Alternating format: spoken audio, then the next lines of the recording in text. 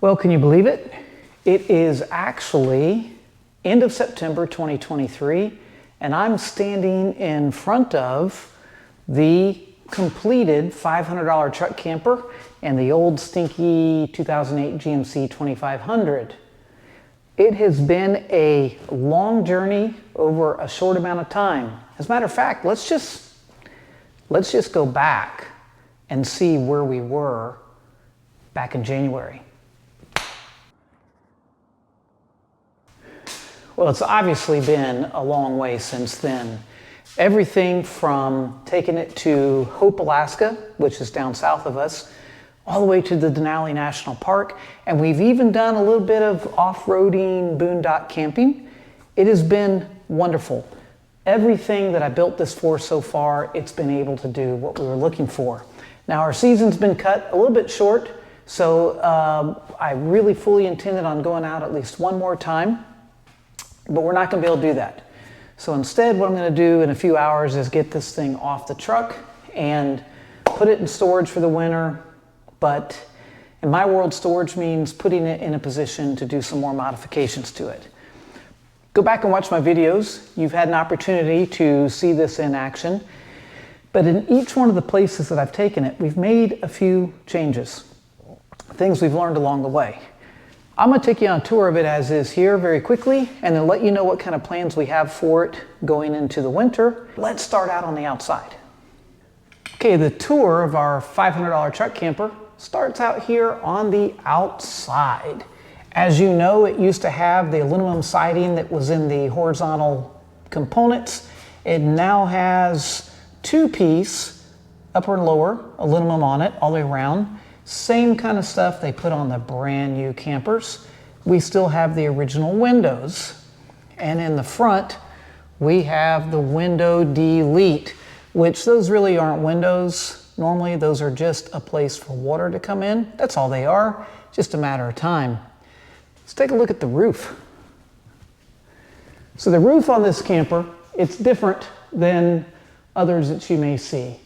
I chose to use this peel and seal material over top of the plywood that I added, and so far so good.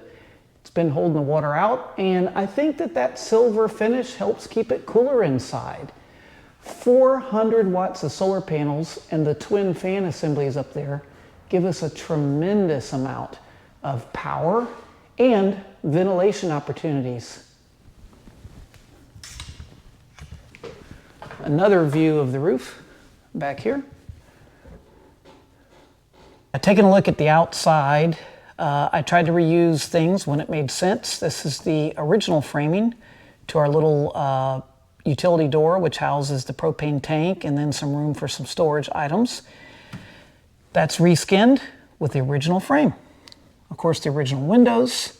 We've got a modern style flapper vent for the discharge of the stovetop, and then I added a shower. This guy right here has been a bit of a game changer, having a directable spout to send our gray water out, to either collect it in a bucket or send it out, depending on where we are. And this is actually reused from the original upper vent cap, so it's pretty cool. And then we have new water fill here. I've actually bought another one that I may install this winter that is larger, and we'll move this higher up and create a better angle to fill. I kind of screwed that up. That's on me. I do just have a 4-way plug going in instead of the 7-way. I've got a much larger gauge. This is 10 gauge wiring to add power and ground into the camper for other items, which is what your 7-way would be good for. So it is just a 4-way that's in here and running through the inside. One of the tricks when I put the tie downs on, the torque lift, was to make sure that we could still open the gas hole. So this is pretty cool. It's not a lot of room at all, but we are able to open the gas hole. That was pretty important to me. Okay, what else can I show you outside? Diesel tank and diesel tank pump. This will definitely get some modifications over this season. something boxed in here, some more insulation. Even though it's on a heavy rubber mount, the pump goes tick, tick, tick, and that sound ricochets through all this metal right up inside, and you know, call it white noise or whatever you will, it's there, and tick, tick, tick. You people with diesel heaters know exactly what I'm talking about. The exhaust system, I may come up with something a bit more permanent. I'm not real happy with these tubes, but this is what they supplied, and you know, it's working. Other item on the outside, the jacks. I truly, truly, truly would hope that I can find a way to either just spend the money or come across some electric jacks between now and next season. We currently have this is kind of like a farm jack mechanism on these front ones. It's pretty solid and simple, but you can only adjust it in, you know, increments of so far at a time. So you can't get that fine tuning as needed that you can with a regular screw type like this. So that'll be a future consideration, is something different on our jacks. We do have our backup camera. This thing has been awesome to go along with the Boss 7-inch screen inside. We also have out here a little temperature sending unit that's been working just fine, giving us an idea of what's up and what's down. I would have loved to have the quick guns, you know, the torque lift and go about your business for the lockdowns. But then you have to spend a bunch more money on a lock set because they're very easy to steal and very desirable. And I don't want to come out to the camper and find my straps gone. That would be a problem. So while these can be stolen with a tool, these are far less sexy. They take a little more time to set up. They completely do the job, and they are a fraction of the price of those other types. Oh, one of my favorite features of this camper was the fact that we were able to save the door. And I just love this door. It's not perfect by any means. It doesn't even fit the seal real tight, but it is the original door that came with the camper from 1970. I just love this door. It's fantastic. We're able to sheet it with the new aluminum inside and out, do a little rebuild in it, and boom, we have an incredible entry door with a lot of windows. The stairs have been perfect, everything that you'd ask for. I did add a couple little padlocks here to keep the honest thieves honest. It is nice to have it in place where you can just pull it down. Smart money is to remove this altogether when you're in transit, but I've been happy with it locked in here. It's wonderful. These stairs cost basically as much as the camper did when we first bought it.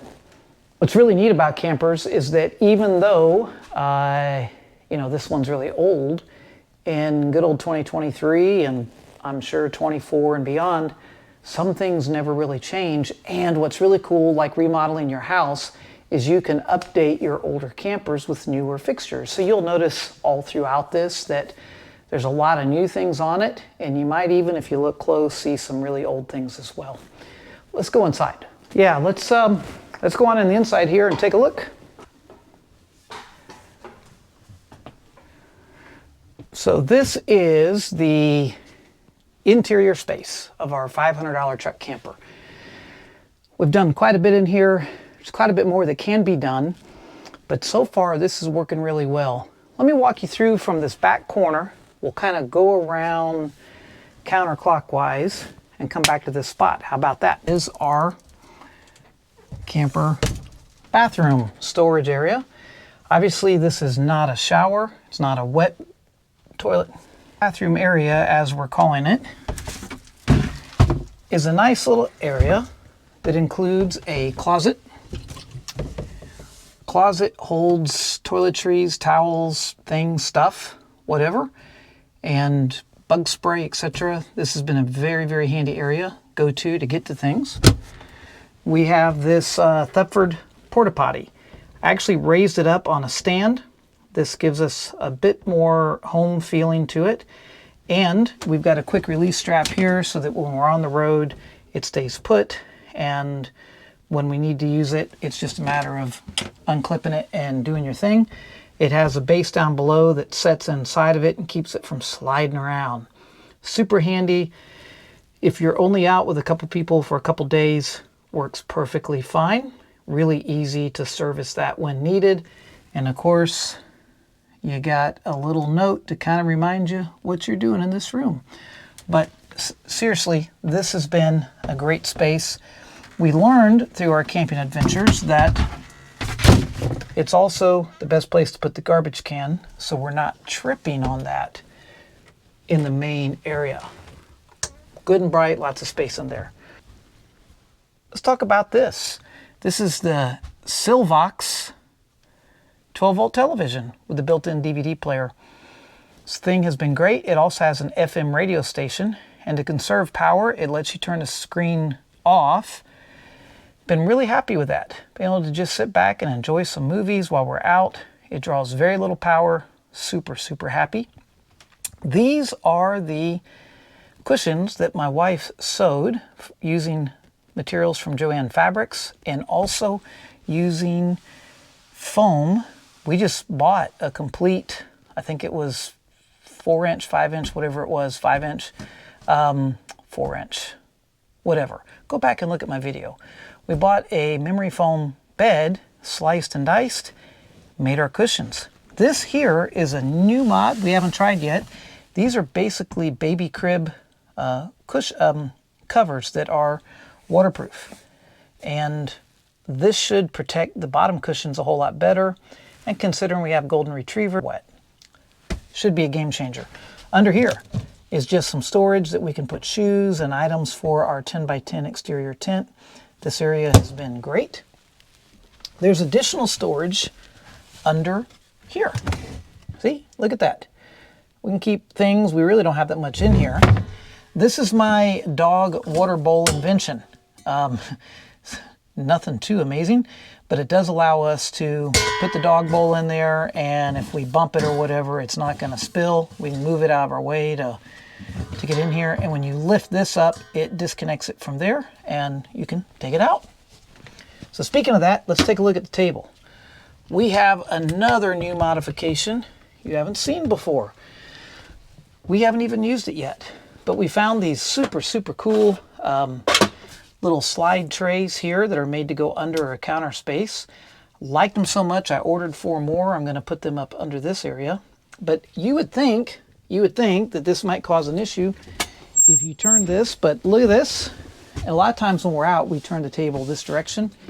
Easier to service the kitchen area, more room for the dogs or whatever, but hey, still plenty of room. Super happy with these. We haven't even really decided what all we're going to use them for, but there you go. Quick storage, and you're doing your thing. Pretty happy with that.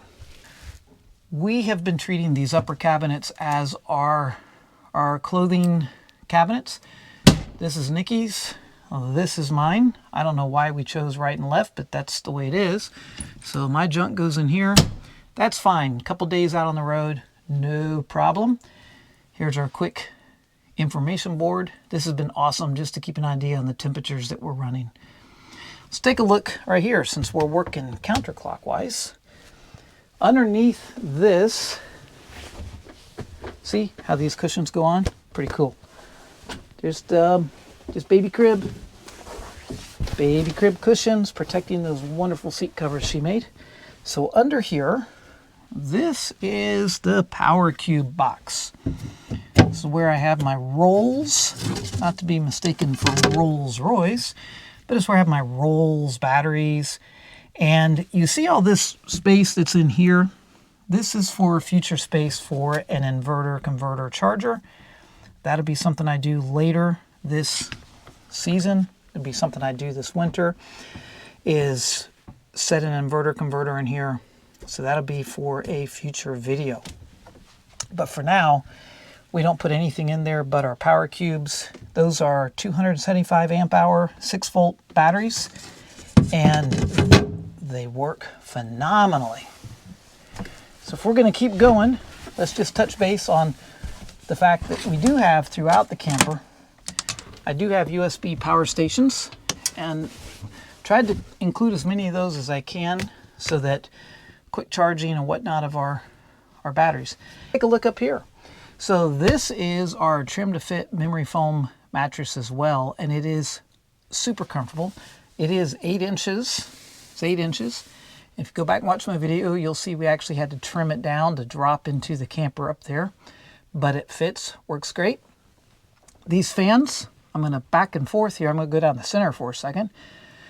These fans are just wonderful. They go in and out, multiple speeds. And what we found is that we can regulate airflow through in multiple different ways. Wonderful. Absolutely wonderful. Love these things, 12 volt, and they've been kind to the battery bank. So up here, we're making our way around. There is a sort of a headboard on this camper, and in the headboard we have power outlet for both charging, smartwatches and phones, place to put your bear spray, and that really finishes out that corner of the camper. Coming down here, we're gonna drop down this section. So you've already seen that box right here. This is nothing super special, but it's important. This is our water tank, and we've also got just extra water bottles down there. Part of my cleanup and finish up this winter will be to clean up on some of those wires. Remember, when I put a charger, inverter, converter back there, we'll have some more wires coming through. This right here was a recent addition because I didn't have any way to totally shut down power. I do now, and I'm pretty happy with that. It's always good to have an emergency shutdown. We do have a carbon monoxide propane gas alarm. Very important. They didn't have those in 1970, at least not like that. So, very important. Fire extinguisher, obviously, as well. More power outlets. This venting here is here for the purpose of getting warm air from the camper up inside to avoid freezing the tank. This, while it looks like a hand-dandy cabinet, is simply access to the bed of the truck right here. So with that being said, we keep our water bottles in there, and it's been pretty neat because it's been chilly since we've been camping, and that water is nice and chilled when we're ready to drink it. It's right there, sealed up, out of the way. Okay, this is our control panel for the water pump. I put the charging units on a separate switch because even when nothing's plugged in and charging, these things reducing voltage draws amps. And if there's no reason to draw an amp, we don't want to draw an amp. Kitchen sink is powered by a very powerful 12 volt pump that I have inside here. It kicks. I figure if some is good, more is better. I already had that pump from something else. Puts out plenty of pressure, makes the outdoor shower strong. Very happy with that. Nothing but, bathroom stuff, kitchen stuff, cleaning, whatnot under here. It's our only sink. I love this faucet we went with. It is flexible, and we've learned things from other campers, including these type of covers, other campers that we've owned. It really helps your counter space expand. This right here is a shower caddy with the top cut off, and now it's a hand dandy shelf for things. This is our remote control to the diesel heater. This is great to be right here because I can turn it on and off without getting out of bed. Still moving about, looking in this upper cabinet. This houses the fuse panels for the solar equipment. And one modification that I had to come up with this year was a cover that I could still get to the breakers and then drop down. And even though that is pretty, chintzy stuff that I've got going on here, this little guy right here actually does wonders because things would shift and then kick the breaker off. So now anything that rubs against it just rubs against it and it won't kick the breakers out. So that's good. Our Midnight Solar controller has been on it. I mean on it. So in here, we've just got, normal drawers with things in it. These are the original 1970 pulls and handles. Love them. Got, probably the most important thing right here. Coffee. So those have been great. All right, so this camper initially had a stove oven combo, which is wonderful, except it completely uses up like all the space. So I just turned that into a door, and Nikki found these really, really cool little bins that are all attached in here, and it gives us, as you see, storage. This is an Amazon stovetop. AUODGND. I don't even know how you say that, but it works great. We currently, when we're boondocking and just running on 12 volts, we light this with an AimaFlame, but it does have an auto start. It requires 120 volts. So if we're plugged in, that'll work. Or if we're on a generator, or in the future, when I have my inverter converter in there, you'll just turn it and go like a house. Right now we have to light it. This is my super amazing modified upper 1970 original hood, where I ended up putting a fan assembly in the back, and it has a light, so it kicks on and does its thing. We learned with this over time that not only the aluminum I had to put here to keep from burning the walls down, but this aluminum panel that's up here also is helpful to allow the heat and steam to come in without melting down everything inside, because this area was getting really, really hot. So that is great to move air out. Keeps the alarms and stuff from going off. Are you still with me? Because we've got a little further to go. All right, it's amazing. In all of whatever square footage, there's a lot to talk about. So this has been our ice box, and it doesn't work very well at all. We find ourselves running out of ice cold, pretty quick, within 24 hours.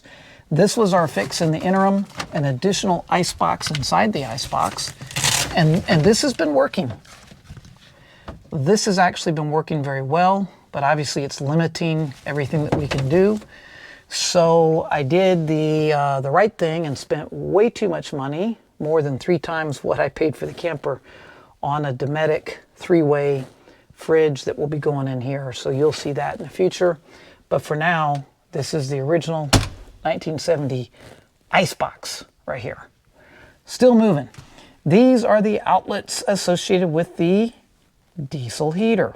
Okay, so that's our output, our 2 intake vents, and the diesel heater is tucked down below inside here under our dog servicing cabinet. This is the outlet here that will power the refrigerator, as well as the when the stove is plugged in, if you want it to auto, what do they call that, piezo, whatever. The stove will plug in here. That's everything associated with the diesel heater and the cabinet for our dog stuff. All right, this is the control head for the diesel heater. You can see where I've been doing some programming and making some changes. They are adjustable. That's been a pursuit of mine. I think I've got it dialed in where I like it. That will be, over time, we figure that out. What's back here? So this is our power center distribution box. This is the 12-volt converter here, auto detect, supposed to do lead acid and lithium, AGM, everything. I don't know about that. I've been hearing some pluses and minuses, but either way, when I put the inverter converter in the front, I will bypass the converter in this, and then the batteries will have a more sophisticated charging path. Things you learn. So this little piece of metal right here is to keep the heater switch on. My dogs, I found out, got up here and it would bump against it and turn it off. And these diesel heaters, you will destroy them if you turn them off during their cycle and the fan doesn't run and do the full cool down. So this little guy here will rotate out of the way, and then I can force it off if need be, and otherwise it keeps it locked in. Voltage has been super. Just gives me a quick look from outside, and of course these are my party lights that go along the outside. And then finally in here is the coat closet that's backed up to the utility box that's on the outside that holds the propane cylinder. So still need to vacuum and mop when we put this away for the winter. This is how it came out on our last camping trip. But down here, what I find really, really cool is that we have pergo flooring, good, solid, heavy plank pergo flooring. That's the good stuff. No expense was spared on that. And that's an area that takes, obviously, a tremendous amount of abuse in a camper, especially having 2 full-grown golden retrievers in here doing their thing. So flooring's been great. I don't know, you tell me, what kind of modifications do you think I need to make to this over the winter outside of the fridge, some additional storage bins, and some decorations throughout? You tell me, what am I missing in here that I could have? I do know I got a drawer full of coat hooks because we found with dog leashes and a jacket just to like bolt out. I don't really have what I'd like to, even though I have closets, I don't have the quickie place to hang things. So we're gonna put some more hooks on it. But again, you tell me, what other modifications do you think I'm missing here that need to be included to think about before next season? Wow, that's a lot, taking you around this little tiny space. But I really like it. It's worked. It's cramped with 2 full-size golden retrievers and 2 adults in here, but it's cozy. So that's been great. So I'm going to end this where we began, not just this video, but back in January of 2023, when I started this journey with you here on YouTube. It's exciting because even though we're putting it away for the season, I'm really, really looking forward to what we can do with it next year. Imagine starting fresh, right? With everything ready with what we've learned. Hopefully, once we get it back in the truck, we can just go, go, go. We'll have all winter to think about it. So anyway, thank you for watching. Please like and subscribe. I'll continue to bring you some additional content. And next year, it should be amazing if you're into truck camping around Alaska.